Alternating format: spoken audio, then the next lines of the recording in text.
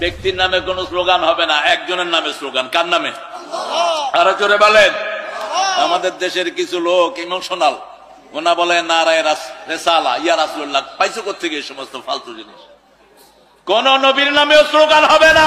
আমার কাছে বলতে হুজুর একজন নবীজির শানে রিসালাত নারায়ে রিসালাত সম্পর্কে নাউজুবিল্লাহ কটূক্তি করেছে। নাউজুবিল্লাহ পড়বেন না?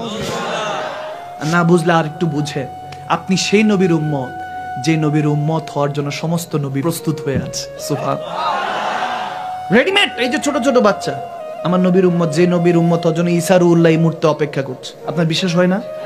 হাদিসে মওজুদ ঈসা রুহুল্লাহ এই মুহূর্তে আসমানে বসে বসে চিন্তা করতেছে, যদি আমার প্যারা নবীর উম্মত হইতে পারতাম। আমরা সেই নবীর উম্মত। খুশি নাকি বেজার?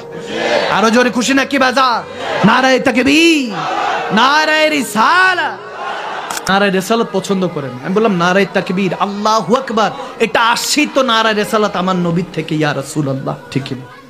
যুগে যুগে এরকম আছে আমার নবীর শানে বেয়াদবি করে, এরকম যুগে যুগে আছে।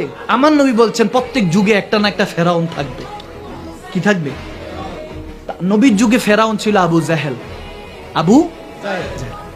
এবং আবু জাহেলের সমসাময়িক আরেকটা ফেরাউন ছিল, নাম হলো আবু লাহাব। আবু কি? তাব্বাত ইয়াদা আবি লাহাবিউ ওয়া তাব।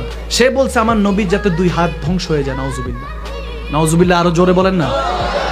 তার পরিণতি এরকম আসছে হাদিসের মধ্যে। আমি খুঁজছি যে সে ইন্তেকাল কিভাবে করছে, সে মারা গেছে কিভাবে। আমার নবীর শানে যখন সে বেয়াদবি করছে, এখন এরকম জামানার মধ্যে আবু লাহাবের উত্তরসূরিদেরকে এখনো পাওয়া যায়, যারা আমার নবীর নারা রিসালাত শুনতে নারাজ।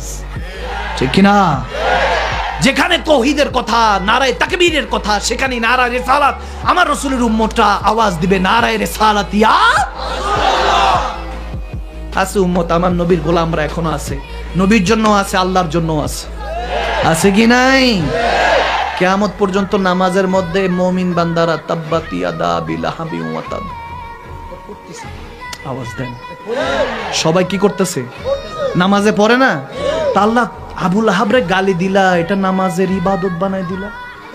তুই গালি দেখতেছস, আমি এখানে মহব্বত দেখতেছি। তুই ততবার পড়বি, এলাকার মধ্যে কিছু না কিছু নবীর দুশ্মন থাকবে। আমি যাকে ভালোবেসে কুল কায়নাত বানিয়েছি, আমি আল্লাহরটা চলবে, মোল্লারটা চলবে।